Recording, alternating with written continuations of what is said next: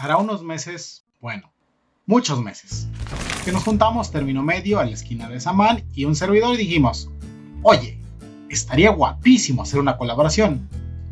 Y dándole vueltas cual poodle pensamos que podría cada uno hablar del populismo desde su particular perspectiva. El problema es que desde entonces he tenido trabajo y más trabajo, incluso de ese que pagan y es necesario para seguir vivo, y si a eso le sumamos después de 5 años en YouTube subiendo vídeos y con menos suscriptores que asistentes a una fiesta sorpresa en media semana, pues terminé más quemado que Giordano Bruno y con menos ganas de trabajar que un político después de haber que ya ha sido elegido. Pero aún así el cargo de conciencia no me dejaba dormir por las noches. Hay quien dice que es la onda de calor que ya dejaba varios muertos en México, pero la verdad no sé por qué se quejan. Está uno bien fresquito y el calentamiento global es un mito de los progres comunistas. Al grano ya vi que me pierdo más que nunca. Hoy vamos a hablar de qué es el populismo. Al poco que alguna vez te hayas interesado por política o tengas un tío conservador de esos que siempre hacen amena las reuniones familiares, habrás escuchado el término. Generalmente asociado a un político más o menos carismático que prometa mucho a esa horda repelente que es el pueblo. Y aunque es más común asociarlo a políticos de izquierda, inserte que quito a las comillas que hagan falta, la verdad es que prácticamente todos los gobernantes mediáticos de la última década pueden entrar en este adjetivo. AMLO populista, Lula un rojo populista, Fernández super populista, pero también Bolsonaro, el Trompas o incluso Superman Subnormal Sánchez han sido llamados populistas. Por no hablar del payaso de Zelensky. Y el punto es que todos lo son, aunque no de la misma manera. Si vamos a los orígenes del término, debemos ir a la madre Rusia, aunque todavía ninguno de sus presidentes montaba en oso, ni tenían armas nucleares como para hacer que todos hagamos un cosplay de Fallout 76. Allá por el muy simpático y feliz siglo XIX. En ese entonces unos colgados querían hacer una revolución para cambiar la monarquía de los Romanov por una democracia. Los Narodniki. Eso. El término significa literalmente populismo o populistas. Pues si recordemos, en ese entonces la mayor parte de Europa estaba gobernada por monarquías y ninguna quería oír de movidas de democracia. Ni siquiera de la versión burguesa que es el parlamentarismo, menos aún de una radical de inspiración socialista. El líder, bueno, uno de ellos fue Alexander Herzen, o como yo lo llamo, el primo ruso del coronel Sanders. Ese tal Herzen era un hijo bastardo de un terrateniente con una extranjera alemana que ya de joven le gustaba liarla y terminó arrestado por cantar. Que me amas, sentir que... Sí, cantar.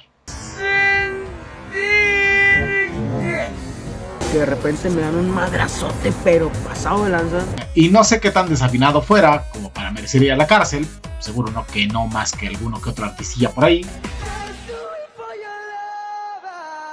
Pero lejos de su calidad interpretativa, el problema es que Herzen estaba cantando unas canciones prohibidas, donde se burlaba del zar y se ganó su primer destierro a un lugar perdido de la propia Rusia. Años después se convirtió en editor de un periódico y se ve que no aprendió la lección y definitivamente lo invitaron a que se largara del país. El punto es que Herzen fue muy popular entre los disidentes rusos que querían modernizar el sistema político, dando buenas razones en sus escritos de por qué debían hacerlo y también de por qué hasta entonces no se había logrado.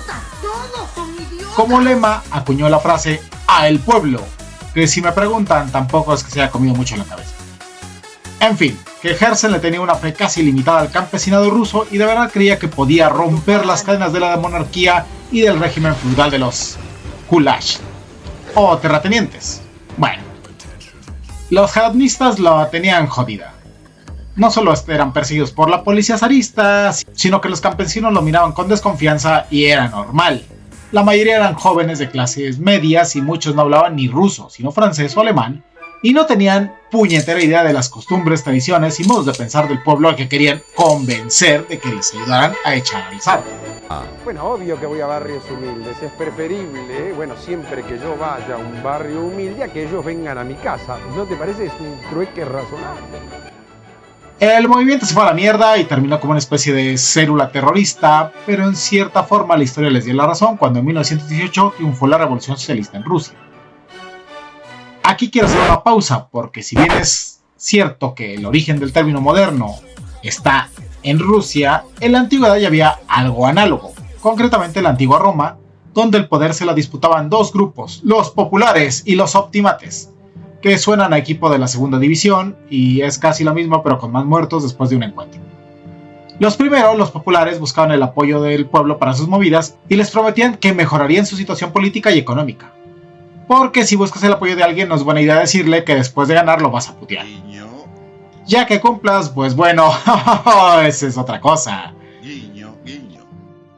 En cambio, los optimates eran más del rollo de juntarse con aristócratas nobles, o sea, tíos con mucha pasta.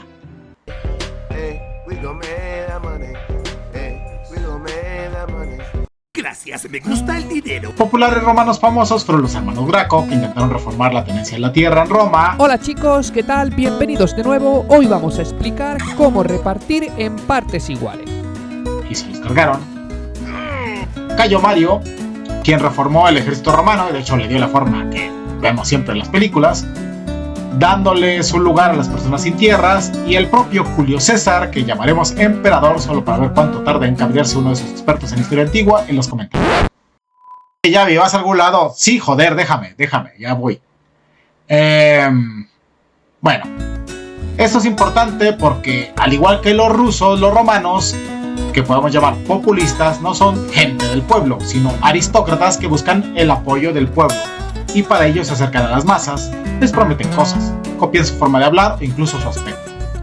El que esas promesas sean sinceras o no, no es para nada relevante para calificar a alguien de populista. Es por todo esto que el populismo no es una característica exclusiva de la izquierda. Pues este ha sido un repaso rápido por el populismo. Si os ha gustado, ya saben lo que hacer. Mandar a los aristócratas a Siberia. Chao. Y si de paso le dan like y se suscriben, estaría guay. Chaito.